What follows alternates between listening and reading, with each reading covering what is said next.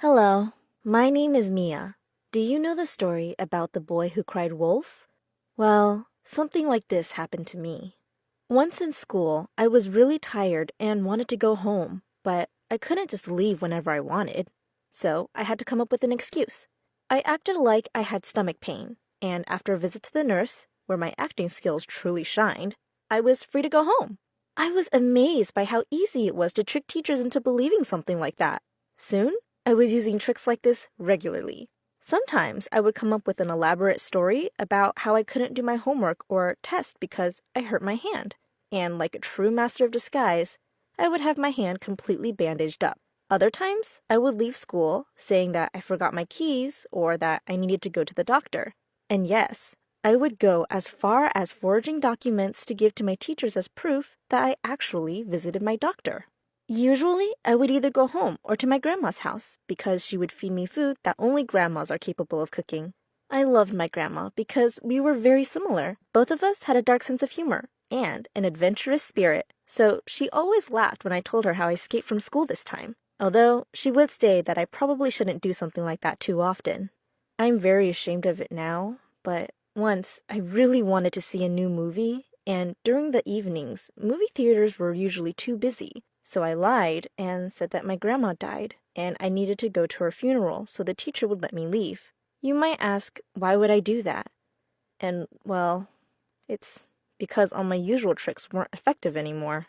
You see, one day I needed to do a presentation and I wasn't ready, so I did what I do best. I put on a scarf and pretended that I lost my voice. And I did it for several days before the presentation, so everyone would believe me. Yeah, I even tricked my classmates, so nobody suspected a thing.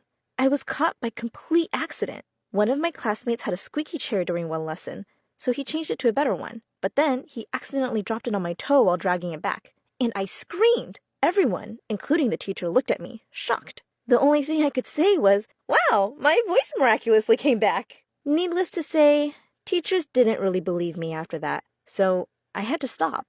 A very important test was coming up soon, and I was studying for it. My intention was to really study and get a good grade. And then my grandma died, just like that. I would never hear her laughing at my stories again, or eat her amazing food, or even see her. It broke me down.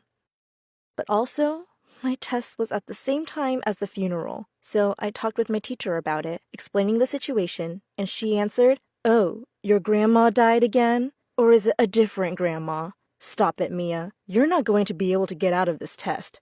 I was shocked, but I also knew it was my fault. Nobody would believe me in this situation. I called my parents and explained the situation to them, but they were angry at me for using Grandma's death as an excuse before, so they said I had to deal with it myself, especially because they were very busy with organizing the funeral.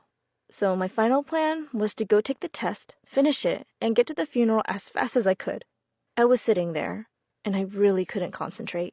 My tears were falling down on my paper because I couldn't stop thinking that I was missing the funeral because I was such a liar. But I kept trying to finish this test, despite not being able to think about anything else except my grandma. And my tears didn't really help me, because I pulled this trick off before, and the teacher thought I was pretending. I went quietly to my teacher and said, "Please, let me go. My grandma really died." But she just answered, "I don't believe you, Mia. Sit down and finish the test." I had to make a decision, to fail this very important test that would have a huge effect on my overall grade, or to try to finish it. I decided that my grandma's funeral was more important than this test, so I stood up and left the room despite my teacher's protests. I ran as fast as possible, changed my shoes, and immediately called a taxi, spending all my savings to be on time for the funeral. Everyone there was crying, and I was crying even harder than anyone else. I couldn't believe that she wasn't with us anymore. And what's worse, I could have lost the last chance to say goodbye to her, even symbolically. Later, after a few days, my parents talked with my teachers a lot, explaining the situation, but also finding out the extent of my lies. They were really angry with me, although Dad was a little impressed too, and said to the teacher that they would be much more strict with me from now on.